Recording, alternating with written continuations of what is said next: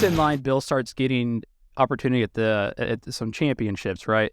The United States heavyweight one being the first one. He defeats Raven to capture that. And they have a little bit of a feud with the Flock, and I believe that's when he beats like Conan and then Kurt Hennig. Then the catchphrase "Who's next?" comes in, which got over like crazy. But going back to Raven, did you work with Raven quite a bit? Yeah, I've known Scotty for years in Independence and ECW and all those things before we ever got back together in WCW. I've known Scotty forever. Well, later on we get this thing known as the NWO. You may have heard of it, but as far as Goldberg, he's going to beat my ass now. Freudian slip. No, but as far as like his first feud with a faction, it was with Raven and the gang, and I think Raven also played a pretty big part on Goldberg coming out as the badass too on that. He probably doesn't get much credit at all, but that was a pretty decent little feud he had there with the Flock. Yeah, and I think that was the natural build-up is individual opponents. Now he's going to take on a gang, you know, and so that I think it all worked. Now you look back at it and it's freaking genius. When it was happening, you know, a lot of the guys, well, why is this happening? Why are they doing that? Why? But look back on the history of WCW and it was genius. And yeah, the Raven and the Flock played a big part in it. Sting and Luger played a big part in it. Nash and Hulk played a big part. I mean, I dare say, not comparing myself, I was just as big a part of Goldberg's thing as Hulk was. Or as Raven, or as, you know, anybody he feuded with. I mean, he feuded with the Steiners. He feuded, you know, and I think what made him bigger and badder was it wasn't just one person. He was taking on the masses. People relate to that. People, that's interesting. How many people are going to do it? Well, you can beat one Steiner, but you can't beat them both. The who's next phrase. How over was that? Until you said it didn't start at a certain time, because it was so over, I would have said it started that night in Salt Lake City. I have no recollection of him never saying it. Like that's how over it was. And my memory, which is rotten anyway, but I would have thought that night was who's next. Because once they started that, that was the biggest thing in wrestling. That was the biggest thing in sports.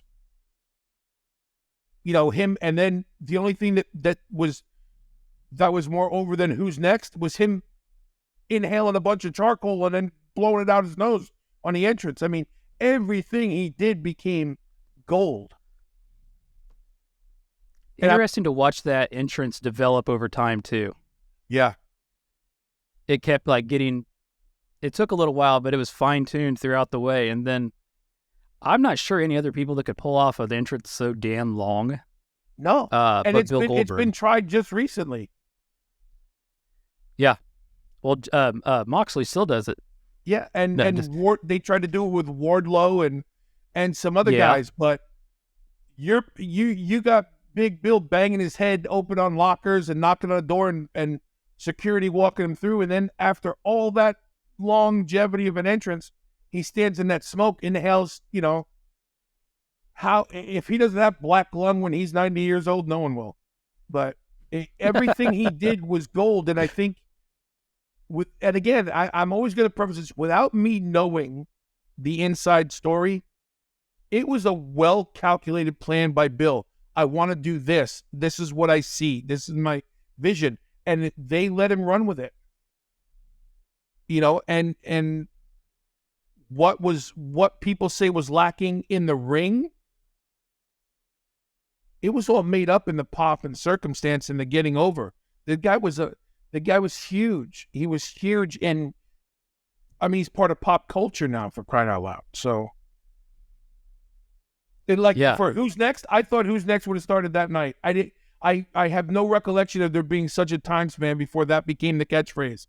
because everybody had a shirt, everybody had the dolls, there were tattoos being made. How many guys I saw in locker rooms after that with the Goldberg tattoo, legitimately getting the same Goldberg tattoo. When I first met Randy Orton had the Goldberg tattoo. That was the only thing that was on his arm. And I'm thinking to myself, you got to be kidding me. Yeah. Bill Goldberg was absolutely huge. And I remember that night because he had to overcome all the... Hulk Hogan was stacking the deck against him, is what I'm trying to say, with Scott Hall. And that was a lot of television time for Bill in a wrestling sense. Yeah. Like, that night was huge for him. Obviously, he comes out into the night. He wins the title. Huge moment. But he put in a lot of work that night, and I think that's a testament of the work he had put in the months before to be in a position to be able to do that. So yeah, and Bill, and again, opinion. Bill never shied away from anything. Bill, a lot of people think that they just gave it to Bill and he just showed up, did his thing, and left. Bill put in the time. I wasn't with him at the power plant, but Dallas was, and you can hear Dallas tell the stories. Like, Bill, from my recollection, Bill watched tape. Bill asked questions. It wasn't just Bill going, "Hey, what's everybody going to do for me?" He was putting 10 pounds of crap in a 5-pound bag. He was trying to figure it all out faster than anybody else had to figure it out.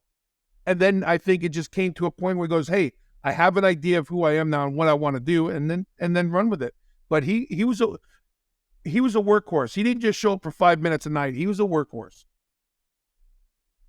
He had the 2 belts for a short while, and I thought it was interesting that he had to vacate the title, the U.S. title. That's it's interesting to me that you couldn't have 2, couldn't he just carry 2 belts till he figured out? But then again, like, who could you have beat him to take it off of him? That's exactly it. That's exactly what. Well, who are you gonna invest that time in to build up to do that? So it's either vacate by punishment or vacate by defeat. And so storyline wise, it's, it is what it is, because then you would have to put the same amount of steam on someone else. And also at the time, how many people wanted to be U.S. champion instead of world champion? So I'm not sure there were that many big names knocking on the door to go, let me be the guy that defeats him for the U.S. championship. You know what I mean? It was a lesser than picture.